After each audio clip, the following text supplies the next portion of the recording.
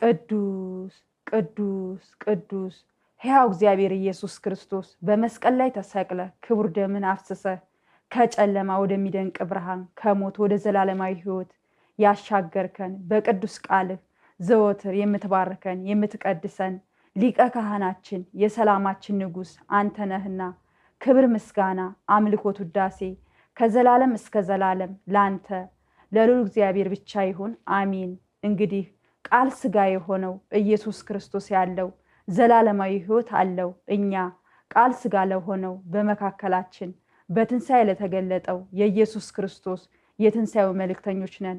በዛሬው ዕለት ይዘንላችሁ የቀረብነው መልእክታችን በመላው ዓለም የምትኖሩ በክርስቶስ ክርስቲያንን የምትሉ የሰው ልጆች በሙሉ ይመለከታል።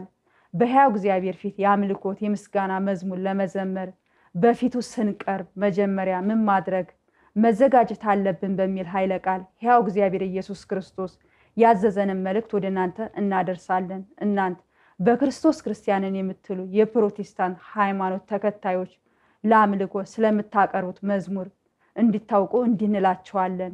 መዝሙር ማለት በሕያው እግዚአብሔር ፊት ዘወትር የምናቀርባት የተወደደች የምስጋና መስዋዕት ናት። እንግዲህ በሕያው እግዚአብሔር በኢየሱስ ክርስቶስ ፊት የምስጋና መስዋዕት መዝሙር ለማቅረብ በመለኮት በኢየሱስ ክርስቶስ ፊት ይዘፈናል፣ ይጨፈራል፣ ይደነሳል።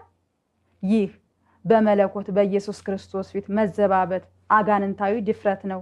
እንዲሁም ሴቶች ከክርስትና ሕግና ስርዓት የወጣ ክርስቲያናዊ ያልሆነ አለባበስ በመልበስ የምንዝር ጌጥ አድርጋችሁ ያለ ባህሪያችሁ የወንድ ሱሪ ለብሳችሁ ወንዶችን የሚያሰናክል ለዝሙት የሚያጋልጥ ልብስ ለብሳችሁ ሰውነታችሁን በመቀባባት በመኳኳል በሕያው እግዚአብሔር በኢየሱስ ክርስቶስ ፊት ይቀርባልን? ፈጽሞ ነው አይቀርብም። ይህ አጋንንታዊ ረቂቅ ስውር አሰራር ነው።